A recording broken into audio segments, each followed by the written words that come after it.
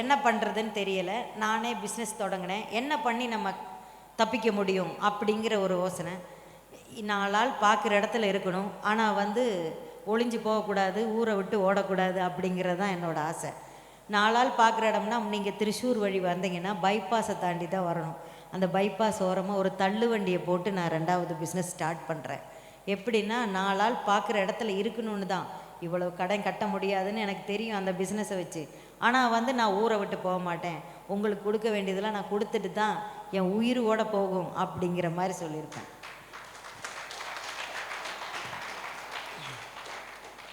இதெல்லாம் பண்ணிக்கிட்டு இருக்கும்போது நிறையா பேர் வந்து நம்மளை வைவாங்க.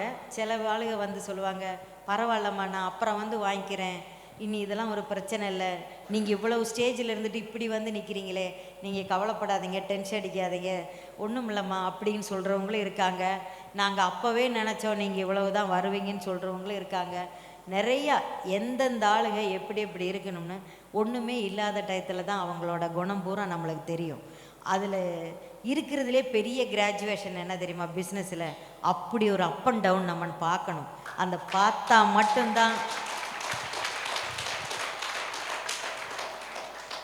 பார்த்தா மட்டும்தான் நம்மளுக்கு வந்து நெக்ஸ்ட் லெவல்ன்றதே யோசிக்க முடியும். அது வரைக்கும் நான் எப்படி தெரியுமா, நான் 7 பேர் எங்கள் வீட்டில், 7 பேர் அவங்க வீட்லேயும் நிறைய ஆளுங்க. ஆனால் வந்து நம்மளோட பொண்ணுனாலே நம்மளோட வீக்னஸ் என்ன தெரியுமா, நம்ம வந்து வீட்டுக்கு விருந்து வந்தால் இளவரசி சூப்பராக சாப்பாடாக்குவா, இளவரசி நல்லா மீன் குழம்பு வைப்பா, இளவரசி நல்லா மீன் கோழியெல்லாம் நல்லா சூப்பராக வைப்பான்னு சொல்லுவாங்க. நான் சொல்லமுன்னா எனக்கு ஒரு இந்த ஷோல்டர்லாம் இது பண்ணுற மாதிரி நம்மளுக்கு ஒரு அகங்காரம் இருக்கும். எப்படின்னா, நல்லா வைப்போம்ல, அவங்கெல்லாம் நல்லா சாப்பிடுவாங்க, அவங்கள ட்ரீட் பண்ணுறது என்னோட பெரிய ஒரு ஹாபி. யார் இந்த விசிலு அப்படின்னு அப்படி இருக்கிற ஒரு இது. அந்த இது வந்து நான் பிஸ்னஸ் நான் பண்ணிக்கிட்டு இருந்தாலும் நான் இதுவும் பண்ணிக்கிட்டு இருந்தேன். அப்போலாம் மனசில் என்ன நினப்பு தெரியுமா, நம்மளுக்கு ஏதாச்சும் ஒன்றுனா நம்ம ஆளுங்க சுற்றி இருப்பாங்க அப்படிங்கிற ஒரு ஆசை இருக்குது, நம்பிக்கை. அந்த ஒரு டைம் வரும்போது தான் நம்மளுக்கு தெரியும், நம்மளுக்கு யாருமே இல்லை, நீ மட்டும்தாண்டி இளவரசி இங்கே இருக்க, இந்த உலகத்தில் யாருமே உனக்காக வேண்டி இல்லை அப்படிங்கிறது புரிய வைக்கிற ஒரு டைம் தான் அது. அந்த இதுக்கு அப்புறம் தான் நான் திரும்ப அந்த பிஸ்னஸ்லாம் பண்ணி பழகினதுனால கொஞ்சம் பிஸ்னஸை டெவலப் பண்ணுறது எப்படின்னு எனக்கு நல்லா தெரியும். அதனால் நான் ரயில்வே ஸ்டேஷனுக்கு ஆப்போசிட் சைடில் ஒரு இந்த என்ன சொல்லுவாங்க, ஒரு சின்ன கடை, கரண்டு தண்ணியெல்லாம் இல்லாத ஒரு கடை கிடைக்கிது. அதை கொஞ்சம் கொஞ்சமாக டெவலப் பண்ணுறேன், பிஸ்னஸை நெக்ஸ்ட் லெவலுக்கு கூப்பிட்டு போகிறேன். அப்படியே நெக்ஸ்ட்டு கடை அப்படின்னு சொல்லி ஒன்றொன்னா ஆரம்பிக்கிறேன். இன்றைக்கி நான் கேரளாவிலே சிறந்த தொழிலதிபராகவும், இந்தியாவிலே சிறந்த தொழிலதிபராகவும், அமெரிக்காவிலேருந்து நான் அந்த அவார்டு வாங்கியிருக்கேன். அதே மாதிரி இப்போ போன ஒரு 3 மாதத்துக்கு முன்னாடி சுவிட்சர்லாந்து கவர்மெண்ட் வந்து இந்தியாவிலே சிறந்த தொழிலதிபராக என்னை அங்கே தேர்ந்தெடுத்தாங்க. இப்போ வந்து ஒரு 1000 அவார்டுக்கு மேலே நான் வாங்கியிருக்கேன். இது எல்லாமே என்னோடய ப்ராடக்ட்டு தான் எனக்கு கொடுத்துச்சு, என்னோடய தொழில் தான் என்னை இப்போ எல்லாத்துமே இன்றைக்கி நிற்கிற இந்த சேர் தந்ததெல்லாம் இந்த தொழில் தான் எனக்கு. நான் அங்கே ஒவ்வொரு ஸ்டேஜ்லேயும் நான் போகும்போது எனக்கு ஒரு சேர் கூட கிடச்சதில்ல. உண்மையை சொன்னால், நான் ஒரு சிச்சுவேஷனை சொல்லி ஒரு வக்கீலை பார்க்கணும்னா கூட, இல்லாட்டி ஒரு பிஸ்னஸ்காரங்கிட்ட போய் நான் கேட்பேன், சார் நீங்கள்லாம் எப்படி இவ்வளோ டெவலப் பண்ணீங்க, ஏதாச்சும் ஒரு ஆப்பர்ச்சுனிட்டி நீங்கள் எப்படி உங்களுக்கு கிடச்சிது அப்படிலாம் நம்ம கேட்டோம்னா, ஒரு நம்ம பைசா கேட்க வந்துடுவாங்களோ ஒரு ஆளுகளோட சிந்தை. அதே மாதிரி அதே டயத்துக்கு என்னை இப்படி நிறைய என்டர்பிரைஸ் இப்பயும் பார்க்க வரேன். டெய்லி ஒரு 3 நாள் ஆச்சு இப்படி பேசுவாங்க. அதுக்கு காரணம் என்னென்னா, எனக்கு இன்றைக்கி இந்த சேர் கொடுத்துருக்குன்னா அவங்களுக்கு நான் சேர் கொடுக்கணுன்றதுனால தான் நான் இன்றைக்கி இந்த ஸ்டேஜ்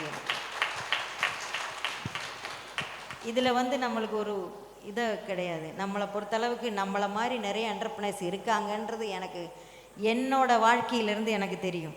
அதனால நான் இப்படி ஒவ்வொரு ஸ்டேஜுமா ஏறி ஒவ்வொன்றுக்காக வேண்டி ஒவ்வொரு என்டர்பிரைஸ்க்கு ஒரு சின்ன வார்த்தையாச்சும் ஒரு ஊண்டுகோலாக இருக்காதா அப்படிங்கிற ஒரே நம்பிக்கையில் தான் இந்த ஸ்டேஜில் நிற்கிறேன். எனக்கு இந்த ஸ்டேஜ் தந்ததுக்கு ரொம்ப நன்றி. உங்களுக்கு என்னென்ன கேட்கணுன்னாலும் கேளுங்க, நான் எனக்கு தெரிஞ்ச மாதிரி நான் பதில் சொல்கிறேன். அப்போ என்ன பண்ணுறதுன்னு தெரியலை, நானே பிஸ்னஸ் தொடங்கினேன். என்ன பண்ணி நம்ம தப்பிக்க முடியும் அப்படிங்கிற ஒரு யோசனை. 4 ஆள் பார்க்குற இடத்துல இருக்கணும், ஆனால் வந்து ஒளிஞ்சு போகக்கூடாது, ஊரை விட்டு ஓடக்கூடாது அப்படிங்கிறது தான் என்னோடய ஆசை.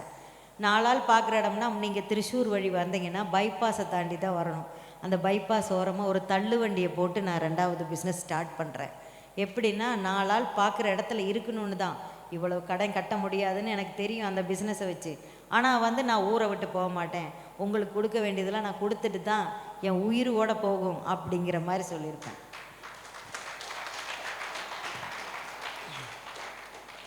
இதெல்லாம் பண்ணிக்கிட்டு இருக்கும்போது நிறையா பேர் வந்து நம்மளை வைவாங்க. சில ஆளுக வந்து சொல்லுவாங்க, பரவாயில்லம்மா நான் அப்புறம் வந்து வாங்கிக்கிறேன், இனி இதெல்லாம் ஒரு பிரச்சனை இல்லை, நீங்கள் இவ்வளவு ஸ்டேஜில் இருந்துட்டு இப்படி வந்து நிற்கிறீங்களே, நீங்கள் கவலைப்படாதீங்க, டென்ஷன் அடிக்காதீங்க, ஒன்றும் இல்லைம்மா அப்படின்னு சொல்கிறவங்களும் இருக்காங்க. நாங்கள் அப்போவே நினச்சோம் நீங்கள் இவ்வளவு தான் வருவீங்கன்னு சொல்கிறவங்களும் இருக்காங்க. நிறையா எந்தெந்த ஆளுங்க எப்படி எப்படி இருக்கணும்னு ஒன்றுமே இல்லாத டயத்தில் தான் அவங்களோட குணம் பூரா நம்மளுக்கு தெரியும். அதில் இருக்கிறதுலே பெரிய கிராஜுவேஷன் என்ன தெரியுமா, பிஸ்னஸில் அப்படி ஒரு அப் அண்ட் டவுன் நம்ம பார்க்கணும். அந்த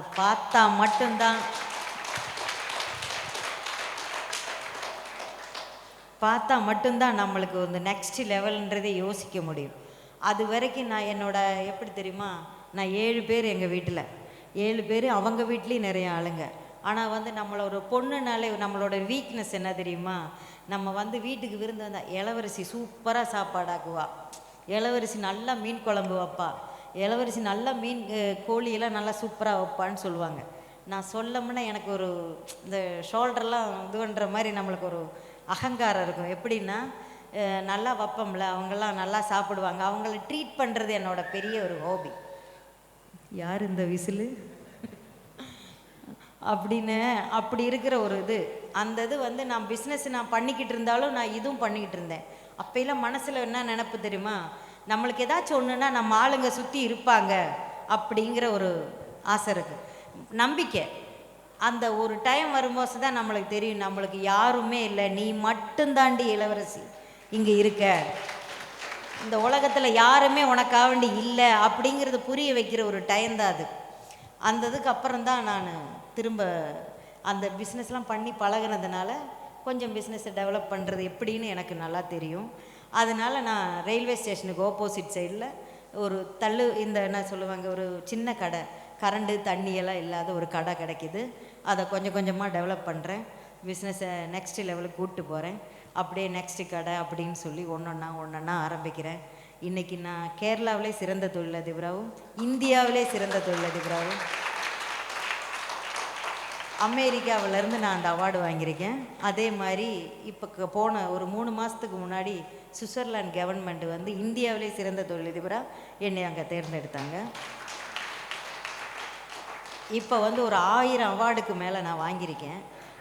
இது எல்லாமே என்னோடய ப்ராடக்ட்டு தான் எனக்கு கொடுத்துச்சு, என்னோடய தொழில் தான் என்னை இப்போ எல்லாத்துமே இன்றைக்கி நிற்கிற இந்த சேர் தந்ததெல்லாம் இந்த தொழில் தான் எனக்கு. நான் அங்கே ஒவ்வொரு ஸ்டேஜ்லேயும் நான் போகும்போது எனக்கு ஒரு சேர் கூட கிடச்சதில்ல. உண்மையை சொன்னால் நான் ஒரு சிச்சுவேஷனை சொல்லி ஒரு வக்கீலை பார்க்கணும்னா கூட, இல்லாட்டி ஒரு பிஸ்னஸ்காரங்கிட்ட போய் நான் கேட்பேன், சார் நீங்கள்லாம் எப்படி இவ்வளோ டெவலப் பண்ணீங்க, ஏதாச்சும் ஒரு ஆப்பர்ச்சுனிட்டி நீங்கள் எப்படி உங்களுக்கு கிடச்சிது அப்படிலாம் நம்ம கேட்டோம்னா ஒரு நம்ம பைசா கேட்க வந்துடுவாங்களோ ஒரு ஆளுகளோட சிந்தை. அதே மாதிரி அதே டயத்துக்கு என்னை இப்படி நிறைய என்டர்பிரைஸ் இப்பயும் பார்க்க வரேன், டெய்லி ஒரு 3 ஆளாச்சு இப்படி பேசுவாங்க. அதுக்கு காரணம் என்னென்னா, எனக்கு இன்றைக்கி இந்த சேர் கொடுத்துருக்குன்னா அவங்களுக்கு நான் சேர் கொடுக்கணுன்றதுனால தான் நான் இன்றைக்கி இந்த ஸ்டேஜ். இதில் வந்து நம்மளுக்கு ஒரு இதை கிடையாது, நம்மளை பொறுத்தளவுக்கு நம்மளை மாதிரி நிறைய என்டர்பிரைஸ் இருக்காங்கன்றது எனக்கு என்னோடய வாழ்க்கையிலேருந்து எனக்கு தெரியும். அதனால நான் இப்படி ஒவ்வொரு ஸ்டேஜுமா ஏறி ஒவ்வொன்றுக்காக வேண்டி ஒவ்வொரு என்டர்பிரைஸ்க்கு ஒரு சின்ன வார்த்தையாச்சும் ஒரு ஊண்டுகோலாக இருக்காதா அப்படிங்கிற ஒரே நம்பிக்கையில் தான் இந்த ஸ்டேஜில் நிற்கிறேன். எனக்கு இந்த ஸ்டேஜ் தந்ததுக்கு ரொம்ப நன்றி. உங்களுக்கு என்னென்ன கேட்கணுன்னாலும் கேளுங்க, நான் எனக்கு தெரிஞ்ச மாதிரி நான் பதில் சொல்கிறேன்.